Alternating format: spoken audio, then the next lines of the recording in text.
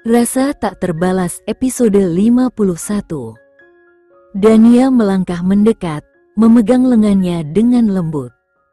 Tidak, Raka. Ada sesuatu yang salah. Kau menjauh dariku. Kau bahkan tidak menyentuhku lagi. Dengan keberanian terakhirnya, Dania mengambil tangannya dan meletakkannya di dadanya. Suaranya berubah menjadi bisikan penuh kerinduan. Aku merindukanmu, Raka. Aku merindukan sentuhanmu. Kumohon, jangan menjauh dariku. Namun, Raka hanya diam, ekspresinya tetap dingin seperti batu. Ia menarik tangannya perlahan dan berkata dengan nada yang menghancurkan hati Dania, "Pergilah, Dania. Jangan ganggu aku." Dania berdiri di sana, hatinya remuk, menyadari bahwa pria yang dicintainya telah berubah menjadi seseorang yang tak lagi ia kenal. Dan tanpa kendali Raka langsung menyetubuhi Dania dengan kasar. Rumah Baskara, sambil menyerahkan donat dan es krim kepada Jenny, Julian berkata, "Kamu harus makan sesuatu dulu, oke?" Jenny memutar matanya dengan ekspresi malas namun akhirnya meraih kotak es krim dari tangannya. "Aku akan makan ini dulu. Simpan donatnya di meja," katanya tanpa basa-basi. Julian hanya mendesah sambil menganggukkan kepalanya.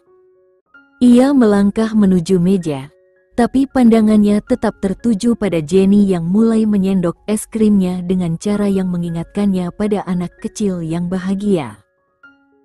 Tanpa sadar, senyuman kecil muncul di wajah Julian. Jenny menyadari tatapan Julian dan mengambil satu sendok besar es krim sebelum mengarahkannya ke Julian. "Mau?" tanyanya dengan nada menggoda. Julian tersenyum tipis, lalu berjalan menghampirinya. "Tentu saja," katanya sambil duduk di samping Jenny. Namun, alih-alih menerima suapan dari sendok, Julian mengambil sendok itu dari tangannya dan meletakkannya kembali ke dalam kotak es krim. Jenny menatapnya bingung. "Hei, kau tidak mau makan dari sendok ini?" tanyanya.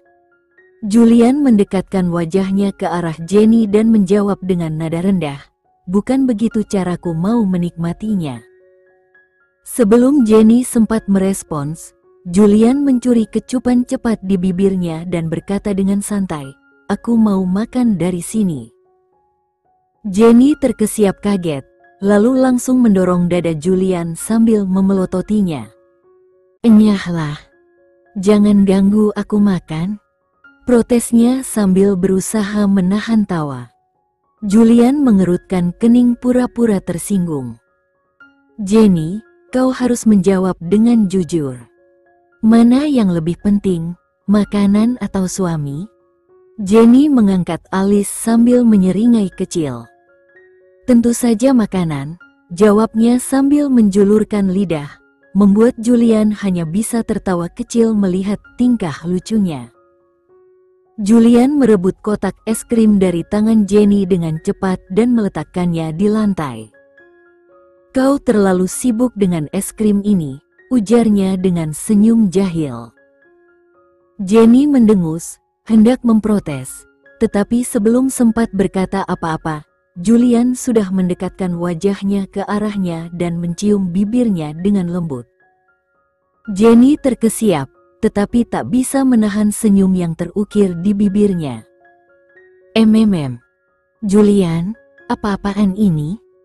tanyanya setengah kesal tapi dengan nada geli. Sambil menggenggam tangannya, Julian menatapnya dengan penuh kehangatan dan berkata, "Aku hanya ingin tahu sekarang, siapa yang lebih penting? Suami atau makanan?" Jenny tertawa kecil, menatap suaminya dengan pandangan penuh kasih sayang. "Tentu saja makanan," jawabnya dengan nada bercanda, mencoba menggodanya. Julian pura-pura mengerutkan kening. "Kau benar-benar membuatku cemburu pada es krim itu." Jenny tertawa terbahak-bahak mendengar jawaban Julian, lalu melempar bantal kecil ke arahnya. Kau benar-benar kekanak-kanakan, Julian. Julian hanya tertawa, lalu berjalan menuju kamar mandi. Sebelum masuk, dia menoleh dan berkata dengan santai, "Aku akan memberi es krim itu kembali, tapi kau harus mengakui bahwa suamimu lebih penting." Jenny mendengus, mengambil bantal lagi, dan melemparkannya ke pintu kamar mandi yang kini tertutup. "Argegegehah, Julian. Kau benar-benar menyebalkan." Tawa Julian terdengar dari balik pintu, membuat Jenny tak bisa menahan senyum lebar di wajahnya. Setelah selesai mandi, Julian keluar dari kamar mandi sambil mengeringkan rambutnya dengan handuk. Namun, keningnya berkerut saat mendapati kamar mereka kosong. "Kemana dia?" gumam Julian, sambil melemparkan handuk ke sofa. Tanpa membuang waktu, dia keluar kamar dan bertanya pada salah satu pembantu, "Di mana Nyonya muda?" Pembantu itu menundukkan kepala dengan sopan dan menjawab, "Nyonya muda ada di kamar Nona Alisa." Julian mengangguk pelan, lalu berjalan cepat menuju kamar Alisa. Saat membuka pintu kamar, Julian menemukan Jenny sedang duduk di tepi tempat tidur, mengoleskan lotion ke tangannya. "Kenapa kamu di sini?" tanya Julian sambil mendekat. Jenny, tanpa menoleh, menjawab dengan dingin, "Apa kamu buta? Tidak lihat aku sedang apa?" Julian menarik napas panjang, mencoba tetap tenang. "Kamu juga bisa melakukannya di kamar kita. Ayo kita pergi." Jenny berhenti sejenak, lalu menoleh dengan senyum tipis yang lebih seperti ejekan. "Hari ini aku tidur di sini. Kau bisa kembali ke kamar sendiri." "Tidak," jawab Julian tegas. "Kamu tidur denganku." Jenny menyilangkan tangan di dadanya, menyeringai. "Aku bisa tidur di mana saja sesukaku. Aku tidak butuh izinkanmu. Sekarang keluar dari kamar ini." Julian terlihat bingung dan sedikit panik. Dia melangkah maju, lalu dengan nada serius namun lembut, dia berlutut di hadapan Jenny. "Jenny, aku minta maaf," katanya penuh kesungguhan. "Aku janji tidak akan mengulanginya lagi. Aku hanya bercanda tadi. Tolong, jangan tinggalkan aku sendirian. Kamu tahu, aku benar-benar merasa takut tidur sendirian di malam hari." Jenny terdiam, menatap Julian yang terlihat benar-benar tulus. Ada perasaan geli bercampur kasihan di wajahnya. "Kamu takut tidur sendiri?" tanyanya setengah mengejek. Julian mengangguk dengan ekspresi polos, mencoba membuatnya tersenyum. "Sangat. Kau tahu aku tidak bisa tidur tanpamu." Jenny memutar matanya, tapi akhirnya dia berdiri dan berkata, "Baiklah, tapi ini bukan berarti aku memaafkanmu begitu saja." Julian tersenyum lebar, bangkit, dan meraih tangannya. "Aku tahu. Terima kasih, Jenny. Kamu yang terbaik." Jenny hanya mendengus, tapi dia membiarkan Julian menggenggam tangannya saat mereka kembali ke kamar mereka. Saat Alisa masuk ke kamar sambil membawa beberapa camilan di tangannya, ia langsung mendapati situasi yang aneh. Ia berhenti sejenak, memandang Julian dengan ekspresi geli, lalu berkata, "Kamu ini apa?" "Bayi." Namun Julian mengabaikannya. Ia tetap menggenggam tangan Jenny dengan tatapan penuh permohonan. "Sayang, kumohon, jangan lakukan ini padaku." Jenny mendesah dengan nada tegas. "Aku tidur dengan Alisa malam ini, dan itu keputusan final." Julian mengerutkan kening, berpikir keras. Lalu, seolah-olah mendapat ide, ia berkata, "Baiklah, kalau begitu, aku juga tidak akan pergi kemanapun. Aku akan duduk di luar pintu dan menunggumu sampai kamu berubah pikiran. Lakukan sesukamu, jawab Jenny sambil melipat tangannya. Dengan ekspresi penuh tekad, Julian melangkah keluar. Namun sebelum menutup pintu, ia melongokkan kepala ke dalam dan berkata, "Jenny, jangan lupa, di luar ini dingin. Kalau aku kedinginan atau jatuh sakit, kamu yang akan merawatku." Jenny menahan tawa, sementara Alisa tidak bisa menahan diri untuk tertawa terbahak-bahak. "Serius, Jenny, kamu benar-benar telah mengubah pria ini." Jenny terkekeh sambil menyilangkan tangan di dadanya. "Aku hanya memberikan pelajaran kecil. Ini hukuman sementara." "Hukuman? Untuk apa?" tanya Alisa penasaran. Jenny tersipu, pipinya merona. "Itu rahasia." Alisa tersenyum penuh arti, lalu mengangkat tangannya. "Baiklah, baiklah. Aku tidak akan bertanya lagi. Lihat saja wajahmu sudah cukup menjelaskan." Setelah berbincang cukup lama dengan Alisa, Jenny akhirnya berdiri. "Kurasa aku harus pergi sekarang, kalau tidak suamiku benar-benar akan jatuh sakit karena keras kepala." "Kau pikir dia masih di luar?" tanya Alisa, penasaran. Jenny tersenyum percaya diri. "Aku bahkan bisa bertaruh untuk itu." "Baiklah, mari kita lihat." Alisa berjalan ke pintu dan membukanya. Benar saja, Julian duduk di lantai bersandar ke dinding, memeluk lututnya untuk melawan dingin. "Sudah kubilang, dia pasti ada di sini," kata Jenny dengan nada puas. Alisa tertawa kecil, lalu melangkah mundur. "Baiklah, aku tidak akan mengganggu kalian. Aku tidak mau jadi penonton drama romantis ini. Selamat malam." Jenny mengangguk dengan senyum penuh kasih, lalu berjalan keluar menghampiri suaminya. Setelah Alisa menutup pintu, Jenny berjongkok di depan Julian yang masih duduk di lantai. Sambil menepuk bahunya dengan lembut, ia berkata, "Julian, ayo bangun. Kita kembali ke kamar." Namun, Jenny terkejut ketika Julian tiba-tiba menariknya ke dalam pelukan erat.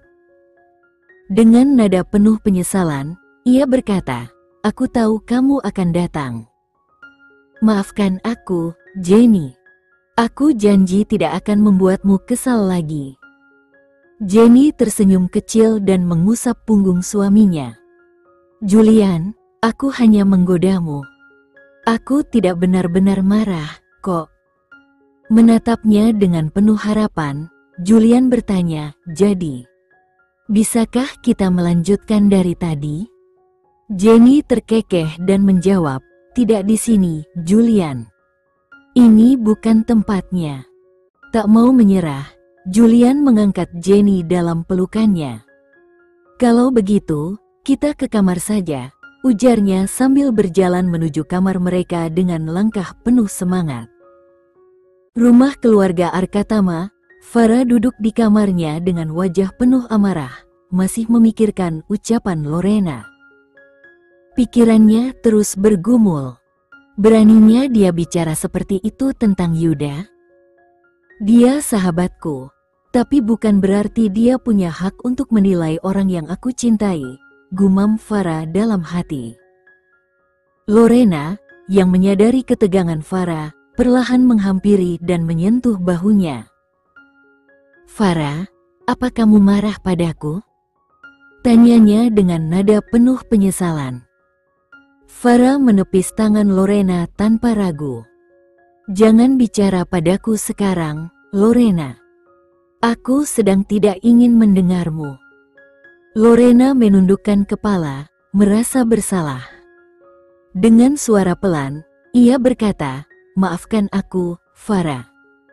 Aku tidak bermaksud menyakitimu. Aku hanya khawatir."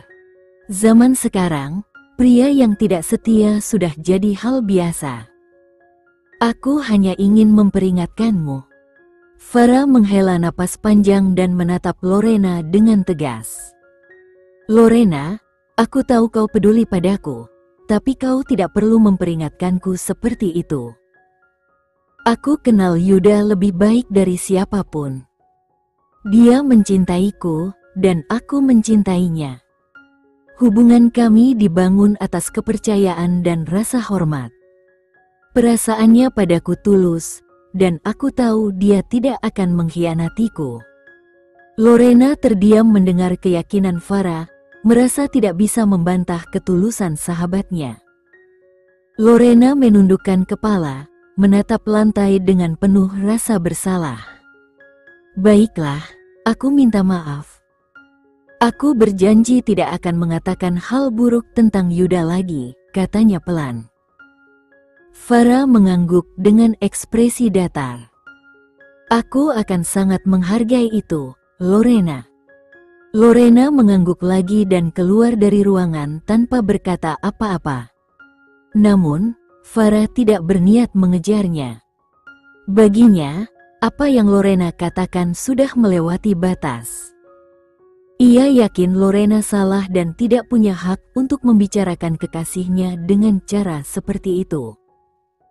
Di luar kamar, Lorena berjalan dengan langkah berat, wajahnya berubah menjadi masam begitu sampai di ruangannya sendiri. Ia melempar tas ke sofa dan menendangnya dengan frustrasi. Wanita sombong itu, apa yang dia pikirkan tentang dirinya? Hanya karena dia punya segalanya, bukan berarti dia bisa memperlakukan aku seperti itu. Gumam Lorena dengan nada penuh amarah. Wajahnya memerah karena cemburu. Ia mengatupkan giginya dan berkata pada dirinya sendiri. Kita lihat saja, Farah. Kau begitu percaya diri dengan hubungan barumu itu. Aku ingin tahu apa kau masih bisa bersikap seperti itu saat aku menghancurkan hubunganmu. Tunggu saja, Yuda akan menjadi milikku. Keesokan harinya, di ruang keluarga. Apa? Serius Niko bilang begitu padamu? Jenny terperangah, tidak bisa menyembunyikan keterkejutannya. Alisa menganggukkan kepala dengan ekspresi tegang. Ya, aku juga tidak menyangka. Ia berbalik ke arah Ibu Wulan yang sedang duduk santai di kursinya. Ibu, apa yang harus kita lakukan sekarang? Tanyanya dengan nada cemas. Ibu Wulan tersenyum tenang, seolah sudah memikirkan semuanya. Dia sudah tahu. Apa? Tapi, bagaimana dia bisa tahu? Ming bertanya dengan bingung. Mungkin si Arsya bodoh itu yang membocorkannya saat Niko mengancamnya, jawab Ibu Wulan dengan nada sinis. Jenny dan Alisa saling memandang dengan mata membelalak. Lalu, apa rencana kita sekarang? Alisa bertanya. Ibu Wulan menyeringai penuh arti. Dia tidak tahu bahwa kita tahu dia sudah tahu. Jenny terdiam sejenak sebelum akhirnya mengangguk, mulai memahami rencana yang ada di kepala ibunya. Jadi, kita tetap berpura-pura seperti tidak ada yang terjadi? Tepat sekali, jawab Ibu Wulan dengan tegas. Mari kita bermain sesuai permainannya dan lihat siapa yang lebih pintar. Jenny dan Alisa saling pandang sekali lagi, lalu serempak mengangguk dengan penuh tekad. Mereka tahu, permainan ini baru saja dimulai. Sebelum Alisa berangkat ke rumah sakit, Jenny menghampirinya dengan penuh semangat. Jangan lupa rencana belanja kita nanti. Aku akan menjemputmu dan Yasmin setelah makan siang, katanya. Alisa mengangguk sambil tersenyum kecil. Baiklah. Sampai nanti, jawabnya sebelum menaiki mobil yang sudah menunggunya di depan. Di rumah sakit. Begitu memasuki ruang kerjanya, Alisa terkejut melihat ayah Rangga sudah menunggu di sana. Pria itu duduk dengan ekspresi tegang di kursi pasien. Tanpa banyak bicara, Alisa mengenakan jas putihnya, lalu berjalan ke mejanya. Ia duduk dengan tenang, tatapannya tegas. "Katakan, Tuan Rangga, apa yang Anda perlukan?" tanyanya dengan nada profesional. Sekian dulu ya video kali ini, kita lanjutkan lagi videonya di lain waktu. Oh iya, bagaimana menurut kalian? Semoga bisa sedikit menghibur kalian semua.